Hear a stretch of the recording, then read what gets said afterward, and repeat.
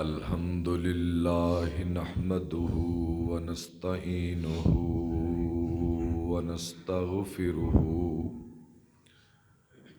ونؤمن به ونتوكل عليه ونعوذ بالله من شرور أنفسنا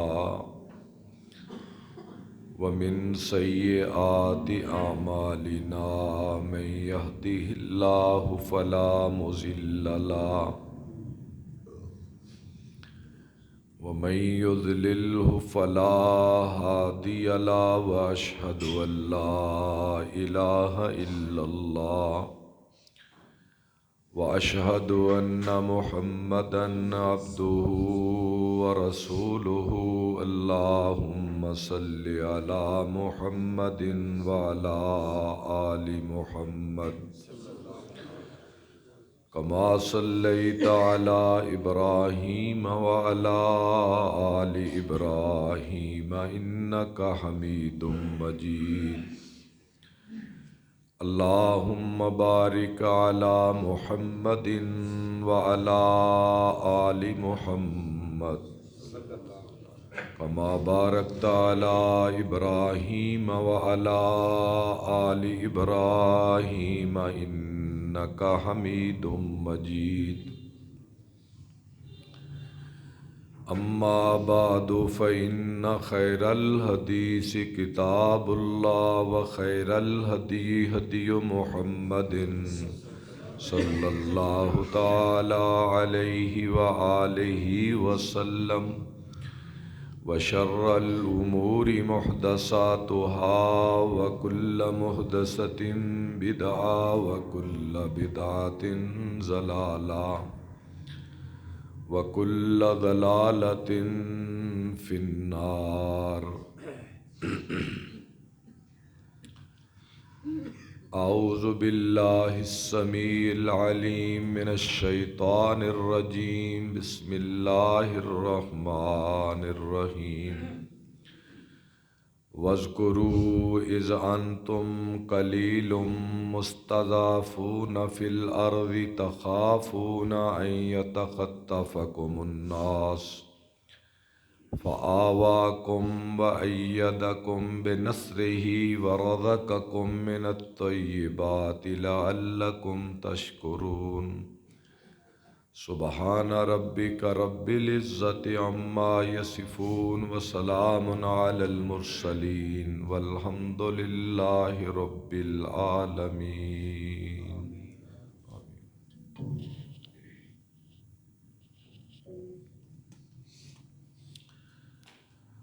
تعریف ہے رب ذوالجلال کی عالی ذات کے لیے،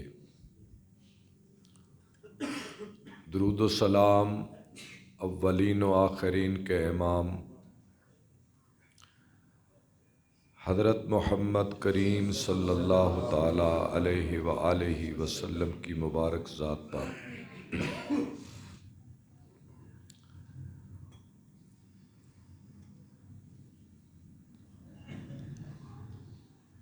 میں نے آن حضرت صلی اللہ علیہ وسلم کی 10 سالہ مدنی زندگی کو 2 حصوں میں تقسیم کیا ہے۔ ایک حصہ ہجرت کے پہلے سال سے لے کر ہجرت کے 5ویں سال کے اختتام تک، اور دوسرا حصہ ہجرت کے 6 سال سے لے کر ہجرت کے 11ویں سال ربیع الاول کی 12 تاریخ تک، جس تاریخ کو اللہ کے نبی صلی اللہ علیہ وسلم اس دنیا سے تشریف لے گئے۔ مکے سے نکل کر مدینے جانے کا ہرگز یہ مطلب نہیں تھا کہ آپ صلی اللہ علیہ وسلم مکی زندگی سے مشکلات سے نکل کر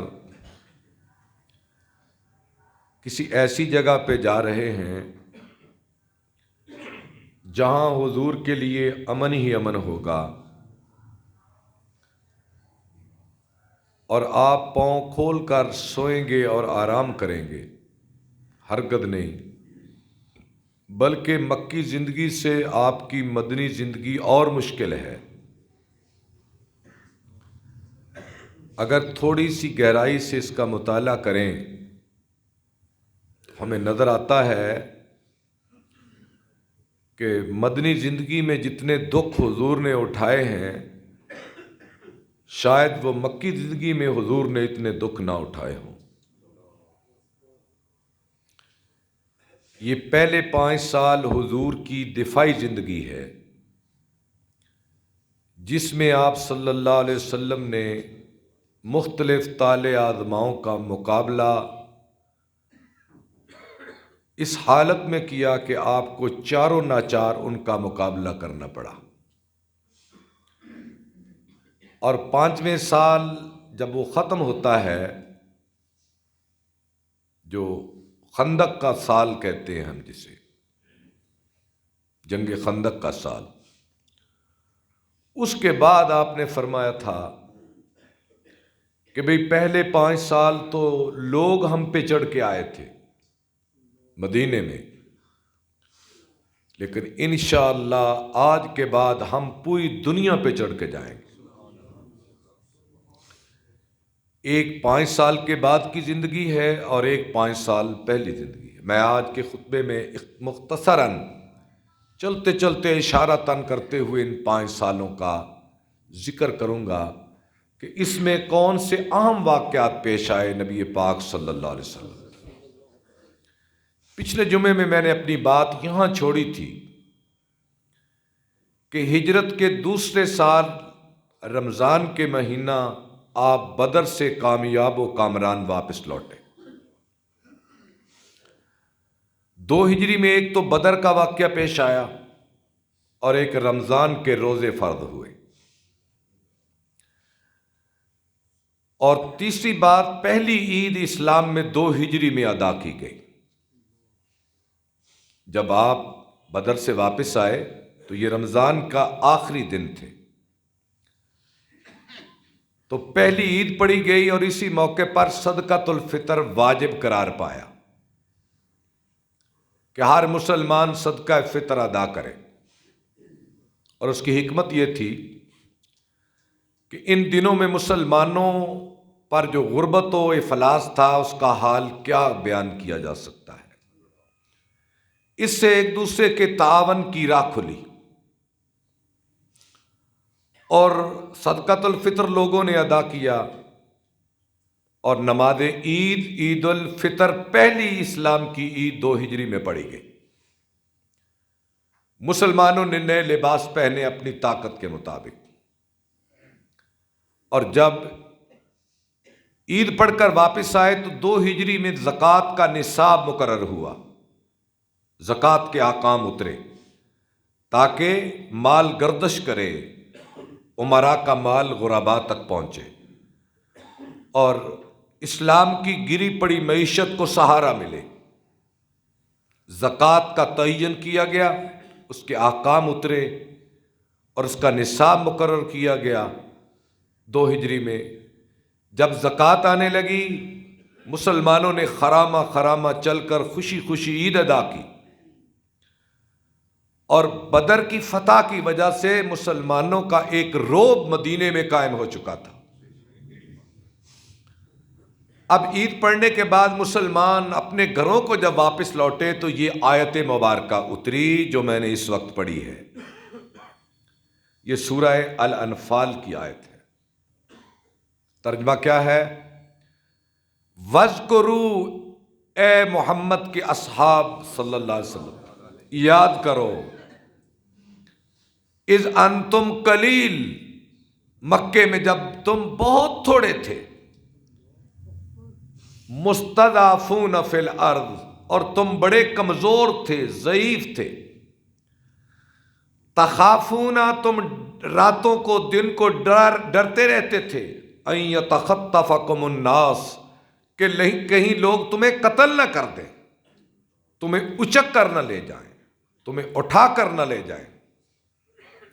فآواکم، خدا نے تمہیں مدینے جیسا ٹھکانہ دیا۔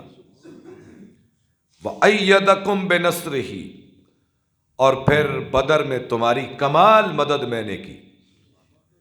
وَرَزَقَكُم مِّنَ الطَّيِّبَاتِ، پھر میں نے تمہیں وافر مال غنیمت عطا کیا۔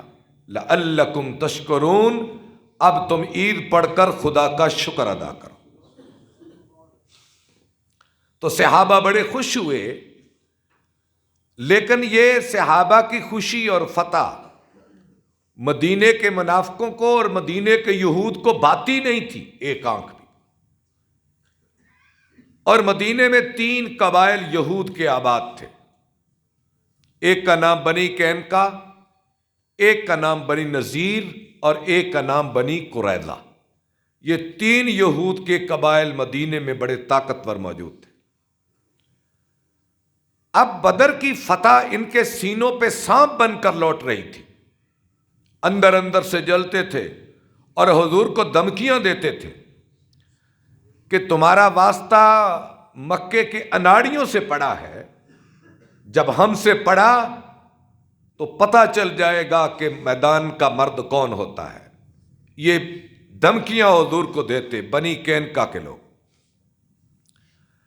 آپ ادھر سے فارغ ہوئے تو آپ نے بنی قینقاع کے بازار میں جا کر ایک تقریر فرمائی۔ آپ نے فرمایا، اے یہود، بعد آ جاؤ، میں اللہ کا آخری نبی ہوں، ایمان لے آؤ، عزت پاؤ گے، اور اگر یہ شرارتیں کرتے رہے اور خباستوں کے یہ انڈے بچے دیتے رہے تو تمہارا بڑا برا انجام ہوگا۔ لیکن وہ تو گمان بھی نہیں کر سکتے تھے، شرارتیں کرنے لگے۔ ایک دن ایک عرب عورت ان کے بازار میں گئی تو ایک بنی قینقاع کے یہودی نے اس سے شرارت کی، چھیڑا اس کو۔ وہاں ایک مسلمان تھا، وہ غیرت ایمانی کا مظاہرہ کیا اور اس یہودی کو اس نے قتل کر دیا۔ اور یہود پڑے کہ انہوں نے اس مسلمان کو شہید کر دیا۔ آپ کو اطلاع ملی تو آپ مدینے سے اسلامی فوج کو لے کر بنی قینقاع کا محاصرہ کر لیا۔ 15 دن کا محاصرہ کرنے کے بعد انہوں نے کہا کہ ہمیں آپ یہاں سے نکلنے دیں، ہم یہاں سے چلے جاتے۔ آپ نے فرمایا، بھائی تم کوئی اسلحہ اپنے ساتھ نہیں لے جا سکتے، سامان لے جاؤ۔ یہ بنی قینقاع سامان لے کر شام کی طرف دفع ہو گئے اور مدینہ ان سانپوں سے خالی ہو گیا۔ اللہ کی یہ غیبی مدد تھی۔ اللہ اپنے دین کو غالب کرنے والا تھا اور اپنے پیغمبر کو غالب کرنے والا تھا، یہ اللہ کی تدبیر کے حصے تھے۔ تو ہجرت کے دوسرے سال کے یہ اہم واقعات ہیں جو میں نے آپ کے سامنے بیان کیے۔ بنی قینقاع کا نکل جانا، بدر کا ہونا، زکوٰۃ کی تعین، رمضان کے روزے اور عید الفطر اور صدقہ فطرانہ، یہ بڑے عام واقعات ہیں 2 ہجری کے۔ اب حالات یہ تھے کہ 2 ہجری میں جو جنگ بدر کا واقعہ ہوا، مکے کے کافروں کو نیند نہیں آتی تھی۔ ان کے 70 قیدی اور 70 قتل ہو گئے سردار۔ اب 3 ہجری جب سال چڑھتا ہے تو ابو سفیان 3000 کا ایک طاقتور لشکر لے کر مدینے کی طرف چڑھتا ہے، اور احد کے میدان میں پھر ایک بہت بڑا ٹکراؤ ہوتا ہے۔ اور اگر اس کی تفصیلات بیان کی جائیں تو وقت کے دامن میں بڑی تنگی ہے، لیکن یہ جنگ، اس کے نتیجے میں اسلام اور مسلمانوں کو بڑا نقصان ہوا۔ 70 صحابہ شہید ہو گئے، اور حمزہ ابن عبد المطلب جیسے، مصعب ابن عمیر جیسے صحابہ شہید ہو گئے، اور اللہ کے نبی صلی اللہ علیہ وسلم کو 70 صحابہ کے جنازے اپنے کندھے پہ اٹھانا پڑے، اور مدینے میں صف ماتم بچھ گئی۔ اور حالات اتنے دگرگوں اور پریشان کن ہو گئے کہ مسلمانوں کی ہوا اکھڑ گئی. جو بدر میں ہوا قائم ہوئی تھی، احد کے بعد مسلمانوں کی ہوا اکھڑ گئی. اور جس کا نتیجہ کیا نکلا کہ چھوٹے چھوٹے قبائل بھی مدینے پہ چڑھائی کرنے کے ارادے کرنے لگے، چھوٹے چھوٹے، اور شرارتوں کے دروازے کھل گئے. یقیناً مسلمانوں کا قد جو بدر میں بڑا تھا وہ احد میں قد چھوٹا ہوا ہے. یہ الگ بات ہے کہ اس کے اسباب کیا تھے. اللہ اہل ایمان کو آزمانا بھی تو چاہتا تھا نا. میں نے عرض کیا ہے کہ مدینے کی زندگی حضور کی بڑی مشکل زندگی، چومکھی لڑائی تھی چاروں طرف سے، کہیں یہود کی طرف سے، کہیں منافقین کی طرف سے، کہیں کوہستان میں بدو قبائل جو رہتے تھے.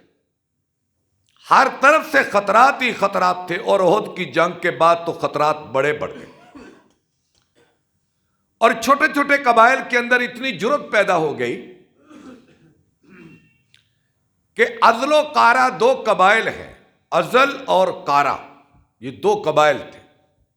آپ کے پاس وہ لوگ آئے، یا رسول اللہ ہم مسلمان ہونا چاہتے ہیں، آپ ہمیں کچھ قرائے کرام دیں، قرآن مجید کے حفاظ دیں جو ہمارے بچوں کو پڑھائیں، دین سکھائیں. اور یہ چیز جو ہے، یہ جنگ احد کے فوراً بعد یہ واقعہ پیش آیا ہے، ہجرت کے چوتھے سال کے آغاز میں. آپ صلی اللہ علیہ وسلم نے 10 صحابہ کو ان کے ساتھ بھیج دیا، جن میں حضرت خبیب بھی تھے. یہ آپ واقعہ سنتے ہیں رضی اللہ تعالیٰ. حضرت خبیب بھی اس قافلے میں 10 صحابہ میں سے تھے جو قرآن کے قاری تھے.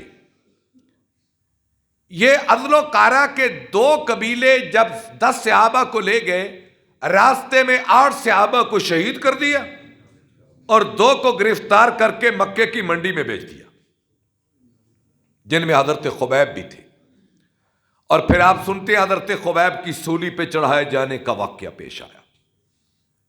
یہ چھوٹے چھوٹے 2 قبیلے، ان کی جرت پیدا ہو گئی کہ حضور کے 10 صحابہ کو دن دہاڑے شہید کر دیا گیا اور قیدی بنا لیا گیا.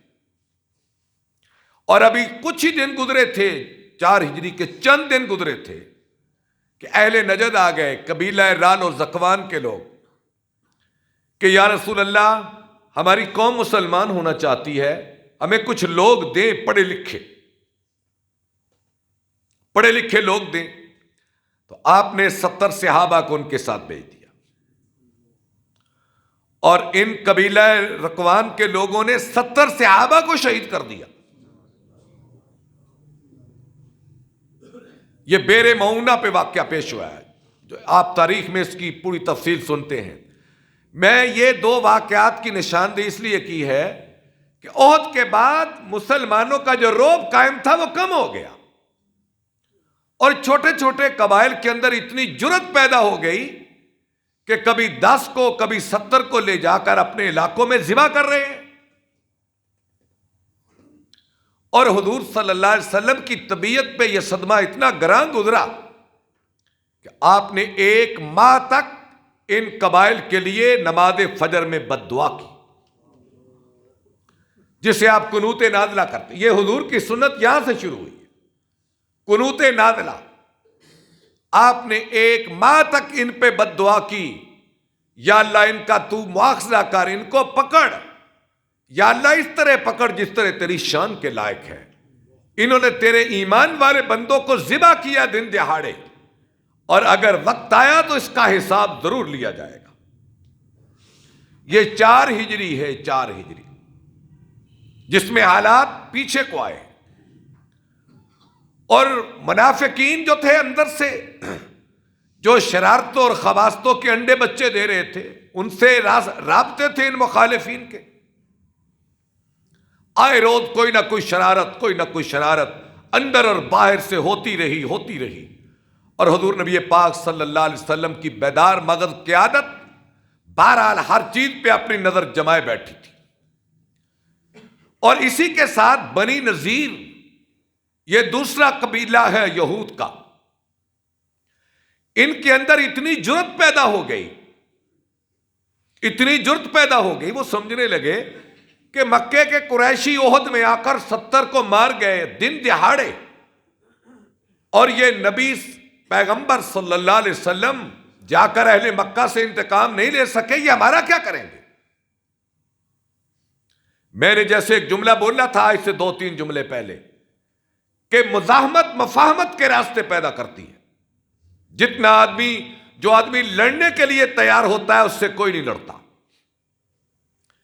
لیکن اس کے حالات مختلف ہوتے ہیں زمانے میں۔ تو بنی نذیر کے قبیلے میں ایک روز نبی پاک صلی اللہ علیہ وسلم تشریف لے گئے ان کا سمجھانے کے لیے کہ بھئی تمہارے پاس بھی تورات ہے، میرے پاس قرآن ہے، آؤ مل کر اللہ کی دعوت دیں۔ ان خبیثوں نے کیا کیا؟ انہوں نے مشورہ کیا کہ حضور بیٹھے ہیں، ایک آدمی اوپر سے جا کے پتھر گرا کر حضور کو شہید کر دے۔ آپ ایک دیوار سے ٹیک لگا کے بیٹھے تھے، صحابہ سامنے ہیں، آپ جلدی سے چلے اور مدینہ پہنچ گئے، صحابہ بھی پیچھے۔ انہوں نے پوچھا یا رسول اللہ کیا ہوا؟ آپ نے فرمایا آتانی جبریل، میرے پاس وہاں جبریل آئے تھے اور اس نے مجھے خبر دی یا رسول اللہ جلدی جلدی نکل چلو، بنی نذیر کے یہود نے چھپے چھپے آپ کے قتل کا منصوبہ بنایا ہے، تو میں جلدی جلدی آ گیا۔ آپ نے اصحاب کو جمع کیا، ایک خطبہ دیا، ایک تقریر کی کہ بنی نذیر اب اس قابل نہیں رہے، بنی قینقاع تو پہلے نکل گئے تھے، بنی نذیر اس قابل نہیں رہے کہ یہ ہمارے پڑوس میں رہے، ان کا محاصرہ کیا جائے۔ آپ نے حضرت عبداللہ ابن ام مکتوم جو نبی نے صحابی تھے، ان کو یہ شرف بخشا کہ مدینے کا نگران بنایا، اور علی ابن ابی طالب کو جھنڈا دیا، خود ساتھ نکلے اور جا کر بنی نذیر کا گھیراؤ کیا، 15 دن تک گھیراؤ کیا، اور اس کے بعد اس شرط پہ نکل گئے کہ ہم مدینہ چھوڑتے ہیں، اور یہ مدینہ سے نکل کر خیبر میں آباد ہو گئے۔ بنی نذیر یہ دوسرا قبیلہ، یہ جب خیبر میں آباد ہوئے تو اب انہیں چین تو نہیں آتا تھا، چین سے رہنے والے تو یہ نہیں تھے۔ اب انہوں نے کیا کیا کہ یہ پورے عرب میں پھرنے لگے، یہ بنی نذیر، انہیں چین تو آتا نہیں تھا، کیونکہ یہود کی فطرت میں شرارت ہے۔ ان کی تاریخ پڑھ کر دیکھیں، حضرت موسیٰ علیہ السلام سے لے کر مدینے کی تاریخ تک یہ جہاں بھی رہے شرارت سے رہے، اور پھر اللہ کی پھٹکار پڑی ان پر، اللہ کی مار پڑی ان پر، اور ایسی مار پڑی کہ میں آگے چل کر ذکر کروں گا، سورہ حشر اللہ نے نازل فرمائی ان کے بارے میں۔ اب انہوں نے کیا کیا؟ اب یہ نکلے اور سیدھے آئے قریش کے پاس، خیبر سے یہ قریش کے پاس آئے۔ آپ کی بیوی حضرت صفیہ کا والد جس کا نام حی ابن اخطب ہے، یہ نکلا اور پہنچا قریش کے پاس۔ قریش تم مکے سے نکلو، ہم خیبر سے نکلتے ہیں،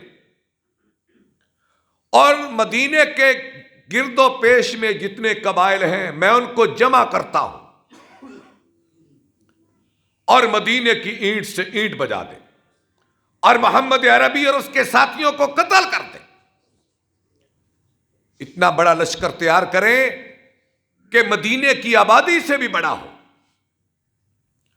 تو یہ گھیر گھار کر لایا 10,000 کا لشکر، اور مورخین لکھتے ہیں کہ مدینے کی کل آبادی، بچے، عورتیں، مرد، بوڑھے، سب ملا کر بھی ان کی تعداد 10,000 نہیں بنتی تھی۔ اور پھر ان میں منافقین بھی تھے، مومنین بھی تھے، بچے بھی تھے، بوڑھے بھی تھے، جوان بھی تھے، اور یہ 10,000 کا لشکر لے کر ابو سفیان کی قیادت میں ایک بہت بڑا لشکر آ کر مدینے کے باہر بیٹھ گیا، اور یہ 5 ہجری ہے، اور نبی پاک صلی اللہ علیہ وسلم کو اطلاع ملی کہ عرب کا اس سے پہلے اتنا بڑا اجتماع حجاز میں نہیں ہوا تھا، یہ لشکر ہمارے پاس آن پہنچا ہے اور قریب ہے کہ آ جائے، تو اس کے لیے آپ نے مدینے کے گرد خندق کھودی، کیونکہ یہ ایک دفاعی منصوبہ تھا نا، اور 10,000 لوگوں سے لڑنا کوئی آسان کام تو نہیں تھا، اور ابھی ابھی صحابہ کے پاس 100 گھوڑا نہیں تھا، سارے سامان ملا کر 100 گھوڑا صحابہ کے پاس نہیں تھا اس موقع پر بھی، اور نہ مجاہدین کے پاس زریں پوری تھی، نہ خودیں پوری تھی، نہ ڈالیں پوری تھی، نہ تلواریں پوری تھی۔ آپ نے خندق کھودی اور جبل صلاح کو اپنے عقب میں لے کر آپ بیچ میں بیٹھ گئے، اور کل صحابہ 2700 تھے، 2700 صحابہ، اور ادھر 10,000 کا لشکر خندق کے اس پار، اور بیچ میں صحابہ، اور اتنی سردی کہ آگے جنوری کے مہینے میں جو سردی آئے گی اس سے بھی زیادہ سردی اس دن تھی، اور حال یہ تھا کہ صحابہ کے پاس جسم ڈھانپنے کے لیے کرتے اور قمیصیں نہیں تھیں، اور ننگے بدن صحابہ خندق کھود رہے ہیں۔ حضرت برا کہتے ہیں کہ میں نے ایک تاریک رات میں اللہ کے نبی صلی اللہ علیہ وسلم کو دیکھا کہ آپ کے پیٹ پر بھی کپڑا نہیں تھا، اور صحابہ کے ساتھ آپ خندق کی مٹی باہر نکال رہے تھے، اور آپ یہ اشعار پڑھ رہے تھے، آپ حضور اللہم لا عیش الا عیش الآخرہ فاغفر للانصار والمہاجرہ، یا اللہ میرے انصاریوں کو معاف کر دے، میرے مہاجروں کو معاف کر دے۔ اور صحابہ آگے سے کہہ رہے تھے نحن الذین بایعوا محمدا علی الجہاد ما بقینا ابدا، یا رسول اللہ فکر نہ کریں، جب تک جئیں گے تیرے ساتھ جئیں گے، جب مریں گے بھی تو آپ کے ساتھ مریں گے۔ تو آپ نے دعا دی لولا اللہ ما اہتدینا ولا تصدقنا ولا صلینا، آپ نے صحابہ کو دعا دی۔ 29 دن کا محاصرہ، 29 دن کا محاصرہ، اور اس موقع پر اللہ نے اپنے نبی کو اپنی نشانیاں دکھائیں۔ اب وہ وقت ختم ہو رہا ہے، اب وہ گھڑیاں جا رہی ہیں کہ جب اللہ نے اپنے نبی اور اصحاب کو خوب آزما لیا، اب آزمائش کی گھڑیاں جانے لگی، اللہ نے اپنی نشانیاں دکھائیں۔ یہ وہ موقع ہے جب جابر کے گھر میں 2 کلو آٹے سے 1000 آدمی کھانا کھا گیا۔ یہ وہ موقع تھا کہ جب نعمان بن بشیر کی بھانجی 1 پاؤ کھجوریں لے کر آئی تو 1000 صحابہ پیٹ بھر کے کھا گئے۔ اور یہ وہ موقع تھا جب آپ نے ایک چٹان پہ کدال ماری تو آپ نے فرمایا میرے صحابہ اللہ نے ایران کو فتح کر دیا ہے، اور کدال ماری، آپ نے فرمایا میرے صحابہ خوش ہو جاؤ، اللہ نے شام کے سرخ محل تمہیں دے دیے ہیں، ایک اور کدال ماری، آپ نے فرمایا صحابہ خوش ہو جاؤ، اللہ نے یمن کے پھاٹک تمہارے لیے کھول دیے۔ یہ بشارتوں کا موسم شروع ہو گیا، اور پھر 29 دن گزرے، اور گزرنے کے بیچ میں یہ عمر بن عبد ود کو حضرت علی نے قتل کیا۔ چھوٹے موٹے واقعات ہوتے رہے، آخرکار قرآن مجید اترا، اللہ کی ذات فرماتے ہیں میرے حبیب یاد کرو جب خندق کے دن تمہارے کلیجے منہ کو آ رہے تھے، وَبَلَغَتِ الْقُلُوبُ الْحَنَاجِرَ وَتَظُنُّونَ بِاللَّهِ الظُّنُونَ هُنَالِكَ ابْتُلِيَ الْمُؤْمِنُونَ وَزُلْزِلُوا زِلْزَالًا شَدِيدًا وَإِذْ زَاغَتِ الْأَبْصَارُ وَبَلَغَتِ الْقُلُوبُ الْحَنَاجِرَ۔ اے میرے حبیب جب یہود بھی خباستیں کر گئے، منافقین بھی خباستیں کر گئے، تیرا کوئی نہ رہا، تو اکیلا تھا، دشمن بھاری تھا۔ پھر وہ وقت آیا کہ تمہاری آنکھیں پتھرانے لگیں، تمہارے کلیجے منہ کو آنے لگے، تمہارے گمان میرے بارے میں عجب عجب ہونے لگے کہ اللہ کہاں چلا گیا ہے۔ تو میں نے پھر کیا کیا؟ وَأَنزَلْنَا جُنُودًا لَمْ تَرَوْهَا، میں نے ایسے لشکروں کو آسمان سے بھیجا کہ اے میرے حبیب جس کو تیری نگاہیں نہیں دیکھ رہی تھیں، ہم نے ان کی تنابیں توڑ دی، ان کے خیموں کو اکھاڑ دیا اور ان کے جلتے ہوئے چولہوں کو ان پہ الٹا کر دیا، اور وہ ایک دوسرے کو چھوڑ کر ایسے بھاگے کہ پھر انہیں دنیا کی کوئی جگہ پناہ نہ دے سکی۔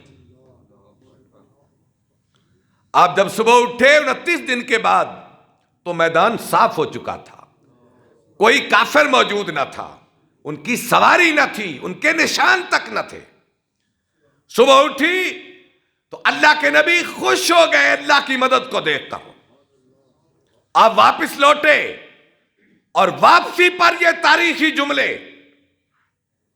ثقلین کے تاجدار نے کہے تھے، الآن نغزوہم ولا یغزون ابدا نحن نسیر الیہم، آج کے بعد کوئی کفر کی طاقت مدینے پہ چڑھ کے نہیں آئے گی، بلکہ ہم پوری دنیا پہ چڑھ کے جائیں گے اور ہماری راہ کو کوئی روک نہیں سکے گا۔ اور آپ کے اس جملے کی یہ تعبیر ہے کہ اقبال نے کہا تھا، مغرب کی وادیوں میں گونجی اذا ہماری، تھمتا نہ تھا کسی سے سیل رواں ہمارا، باطل سے دبنے والے اے آسمان نہیں ہم، 100 بار کر چکا ہے تو امتحان ہمارا۔ یہ حضور کی اس بات کا یہ ترجمہ ہے کہ پھر چڑھا، کبھی خالد ابن ولید چڑھا، کبھی سعد ابن ابی وقاص چڑھا، کبھی عبیدہ بن جراح چڑھے، کبھی حضرت مثنی چڑھے، کہیں زید ابن حارثہ چڑھے، کہیں عبداللہ ابن رواحہ چڑھے، اور کہیں جعفر ابن ابی طالب چڑھے، اور پھر دنیا کی کوئی طاقت ان کی راہوں کو روک نہ سکی۔ اب واپس آئے، حضرت ام سلمہ کے گھر میں آئے، آپ نے کندھے سے تلوار اتار کر دیوار کی ایک کھونٹی پہ لٹکائی، جبریل آ گئے، یا رسول اللہ آپ نے تلوار اتار دی؟ یہ دیکھو میری تلوار میں نے تو نہیں رکھی، ابھی چلو بنی قریظہ کی طرف۔ یہ یہود کا تیسرا قبیلہ جس نے اس جنگ میں در پردہ کافروں کی مدد کی ہے، اب ان کو بھی ان کے منطقی انجام تک پہنچا دیا جائے۔ آپ نے نماز ظہر پڑھی اور فرمایا پہنچ جاؤ بنی قریظہ کے محلے میں۔ ان کا محاصرہ کیا گیا، اور کچھ دن محاصرے کے بعد انہوں نے کہا کہ جو فیصلہ سعد ابن معاذ کر دے ہمیں قبول ہے۔ حضرت سعد نے فیصلہ کیا کہ ان کے مردوں کو قتل کر دیا جائے، ان کے بچوں اور عورتوں کو غلام بنا لیا جائے۔ آپ نے فرمایا سعد جو فیصلہ تو نے دیا ہے یہی فیصلہ میرے خدا نے 7 آسمانوں پہ دیا ہے۔ 700 مردان جنگی بنی قریظہ کے مدینے کی گلیوں میں قتل کر دیے گئے، ان کی عورتیں اور بچے لونڈیاں بنا لی گئے، اور اس پہ سورہ حشر اتری، پوری سورہ حشر، اور اس کے آخر میں اللہ نے اپنے اسماء حسنہ بیان کیے کہ اے لوگو وہ سلام ہے، وہ مومن ہے، وہ مہیمن ہے، وہ عزیز ہے، وہ جبار ہے، وہ متکبر ہے، سبحان اللہ عما یشرکون، میری ٹکر کا دنیا میں کوئی نہیں ہے۔ جو مجھ سے ٹکرائے گا اس کا انجام یہ ہوگا، جو مجھ سے ٹکرائے گا اس کا انجام بنی قریظہ کا ہوگا۔ چلے آؤ اسلام کے دامن میں، حضور کی پناہ میں، اگر دنیا و آخرت کی عزتیں چاہتے ہو۔ یہی 5 ہجری ہے، اور اسی میں واقعہ افق پیش آیا، واقعہ افق جس پہ حضرت عائشہ پہ الزام لگا تھا۔ سورہ نور اتری، یہ جنگ بنی مستلق ہے۔ اس جنگ بنی مستلق میں حضور کی بیوی حضرت جویریہ لونڈی بن کر آئی، آپ نے آزاد کیا، نکاح کیا، یہ 5 ہجری یہاں مکمل ہوتی ہے، اور اس سے آگے آئندہ جمعے میں عرض کروں گا۔ وآخر دعوانا ان الحمدللہ۔